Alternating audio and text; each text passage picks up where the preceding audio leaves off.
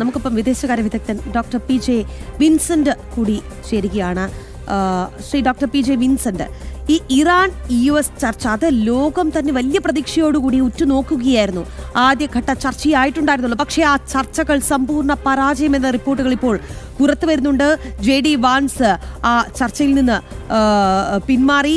ഇറാന്റെ നിർദ്ദേശങ്ങളോട് അല്ലെങ്കിൽ ഇറാന്റെ നീക്കത്തോട് യാതൊരു വിശ്വാസവുമില്ല എന്ന് അറിയിച്ചുകൊണ്ട് അദ്ദേഹം അവിടെ നിന്ന് മടങ്ങുകയായിരുന്നു. അപ്പോൾ ഇനി എങ്ങനെയായിരിക്കും കാര്യങ്ങൾ എന്നുള്ള ഒരു സംശയം തന്നെയാണ് ഏവരും ചോദിക്കുന്നത്. എങ്ങനെയാണ് താങ്കൾ ഈ ഒരു സാഹചര്യത്തെ നോക്കിക്കാണുന്നത്? സംഘർഷം തുടരാനാണ് സാധ്യത. എങ്കിലും 14 ദിവസത്തേക്ക് 2 ആഴ്ചത്തേക്ക് വെടിനിർത്തൽ അമേരിക്ക ഏകപക്ഷീയമായി പ്രഖ്യാപിച്ചുകൊണ്ടാണ് ഈ സമാധാന പ്രക്രിയയിലേക്ക് കടന്നത്. പക്ഷേ സമാധാന പ്രക്രിയ തുടങ്ങുന്നതിന് മുമ്പ് തന്നെ ആ ബന്ധത്തിൽ സംഘർഷം രൂപപ്പെട്ടു വന്നു. അത് ഇസ്രായേൽ ലെബനൻ സംഘർഷത്തിന്റെ പശ്ചാത്തലത്തിലാണ്. എല്ലാ ഫ്രണ്ടിലും യുദ്ധം നടക്കുന്ന എല്ലാ മേഖലയിലും, ആ മേഖല എന്ന് പറയുമ്പോൾ ഇറാനും ഇറാന്റെ പ്രോക്സികളും ഈ സംഘർഷത്തിൽ പങ്കെടുത്തിട്ടുണ്ട്. കാരണം ഹൂത്തികൾ ഇസ്രായേലിനെ ആക്രമിച്ചു, അതുപോലെ ഹിസ്ബുള്ളയും ആക്രമിച്ചു.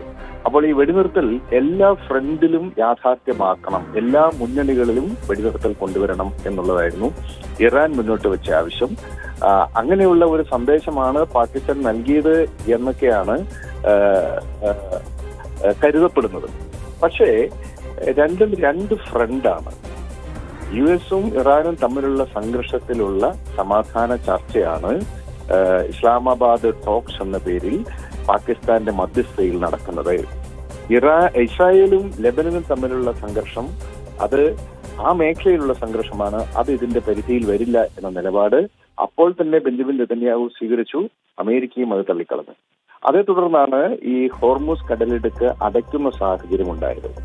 ഏതായാലും ഈ ചർച്ച പൂർണ്ണമായി പരാജയപ്പെടാനുള്ള ഒരു സാധ്യത അതിന്റെ തുടക്കത്തിൽ തന്നെ ഉണ്ടായിരുന്നു.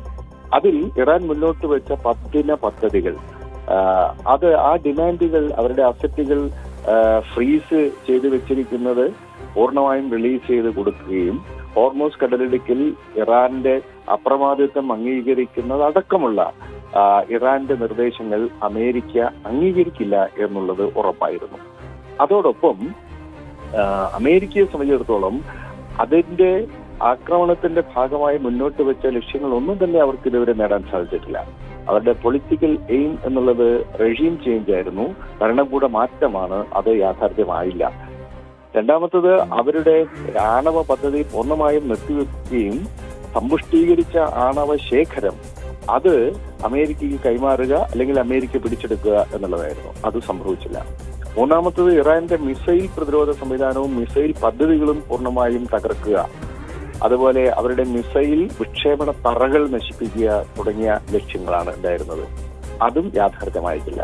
അപ്പോൾ അമേരിക്ക മുന്നോട്ട് വെച്ച തന്ത്രപരമായ ലക്ഷ്യങ്ങളും രാഷ്ട്രീയ ലക്ഷ്യങ്ങളും അവർക്ക് നേടാൻ സാധിച്ചിട്ടില്ല. അവിടെ നിന്ന് ഈ അമേരിക്ക ഇറാൻ ചർച്ചയുടെ കേന്ദ്രസ്ഥാനത്തേക്ക് ഹോർമൂസ് കടലിടുക്ക് തുറക്കുക എന്ന നിലയിലേക്ക് ചുരുങ്ങി വന്നു എന്നുള്ളതാണ്. ഹോർമൂസ് കടലിടുക്ക് തുറക്കണമെങ്കിൽ ഇറാനെ സംബന്ധിച്ചിടത്തോളം അവർക്ക് സുരക്ഷിതത്വം ഉണ്ടാവണം, അമേരിക്ക അതിനുള്ള ഉറപ്പ് കൊടുക്കണം. അത് നിലവിൽ അസാധ്യമായ ഒരു കാര്യമാണ്. കാരണം ഇറാനും അതിന്റെ പ്രോക്സികളും വെസ്റ്റ് ഏഷ്യയിലുള്ള ഇസ്രായേലിന്റെ താല്പര്യങ്ങളെയും അമേരിക്കൻ താല്പര്യങ്ങൾക്കെതിരായി നിലയുറപ്പിക്കുന്ന കാലത്തോളം ഇറാന് സമ്പൂർണ്ണ സുരക്ഷിതത്വം വാഗ്ദാനം ചെയ്യാൻ അല്ലെങ്കിൽ ഒരു അനാക്രമണ സന്ധിയിൽ ഒപ്പുവെക്കുവാനോ ഇറാന്റെ കാര്യങ്ങളിൽ ഇടപെടില്ല എന്ന് അസന്നിഗ്ധമായി പ്രഖ്യാപിക്കുവാനോ അമേരിക്കയ്ക്ക് കഴിയില്ല. ഇവിടെ പ്രധാനപ്പെട്ട ഒരു വിഷയമായി വന്നത് ഹോർമൂസ് കടലിടുക്ക് ഒരു അന്താരാഷ്ട്ര ജലപാതയാണ്. ആ ജലപാത ഇറാന്റെ സ്വകാര്യ നിയന്ത്രണത്തിലേക്ക് വരികയും അവരുടെ ഒരു നാഷണൽ അസറ്റായി മാറുകയും ചെയ്തിരിക്കുന്നു എന്നുള്ളതാണ് നിലവിലുള്ള അവസ്ഥ. എന്ന് പറഞ്ഞാൽ ഇറാന്റെ അനുമതിയില്ലാതെ ഹോർമൂസ് കടലിടുക്കിലൂടെ കപ്പലുകൾക്ക് ഇപ്പോൾ കടന്നു പോകാൻ സാധിക്കില്ല. അത് അന്താരാഷ്ട്ര ജലപാത എന്ന നിലയ്ക്കുള്ള അതിന്റെ നിലനിൽപ്പ് ഇപ്പോൾ അവസാനിപ്പിച്ചിട്ടാണുള്ളത്. അതുകൊണ്ടാണ് ഈ കപ്പൽപാത പൂർണ്ണമായി തുറക്കണം എന്ന ആവശ്യം അമേരിക്ക മുന്നോട്ട് വെച്ചത്. അത് ഇറാനും അംഗീകരിച്ചിട്ടില്ല. ഈ സാഹചര്യത്തിൽ ഇത് പരാജയപ്പെടുമെന്ന കാര്യത്തിൽ തർക്കമില്ല. പാകിസ്ഥാനെ സംബന്ധിച്ചിടത്തോളം കൊത്തിഘോഷിക്കാൻ ഒരു സാധ്യതയുണ്ടായി എന്ന് മാത്രമേ ഉള്ളൂ. 100% പരാജയപ്പെടാൻ സാധ്യതയുള്ള ഒരു സമാധാന പ്രക്രിയയ്ക്ക് ആദിത്യമരളി എന്നുള്ളതിനപ്പുറത്തേക്ക് യാതൊരു പ്രസക്തിയും ഇതിനില്ല.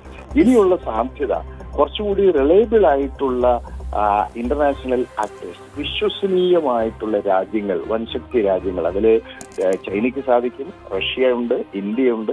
അങ്ങനെ ഇരുവിഭാഗത്തെയും സ്വാധീനിക്കാൻ പറ്റുന്ന ഏതെങ്കിലും ശക്തമായ രാഷ്ട്രങ്ങളുടെ മധ്യസ്ഥതയിലല്ലാതെ യാതൊരു റിലയബിലിറ്റിയും ഇല്ലാത്ത, യാതൊരു അംഗീകാരവും വിശ്വാസ്യതയും ഇല്ലാത്ത പാകിസ്ഥാനെ പോലുള്ള ഒരു രാജ്യത്തിന്റെ മധ്യസ്ഥതയിൽ ഈ വളരെ സങ്കീർണമായ ഈ സംഘർഷത്തിന് ഒരു പരിഹാരമുണ്ടാകും എന്നൊന്നും നമുക്ക് പ്രതീക്ഷിക്കുക വയ്യ.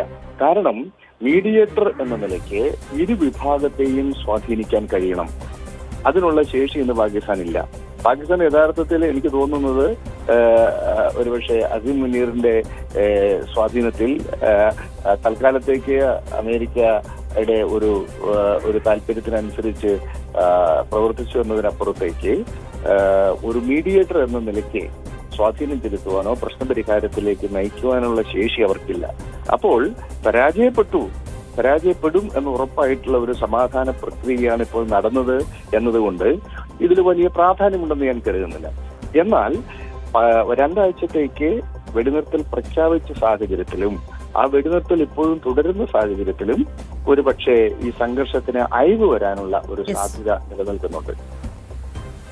വളരെയധികം നന്ദി ഈ അവസരത്തിൽ നിങ്ങളോട് പ്രതികരിച്ചതിന്. പാകിസ്ഥാന്റെ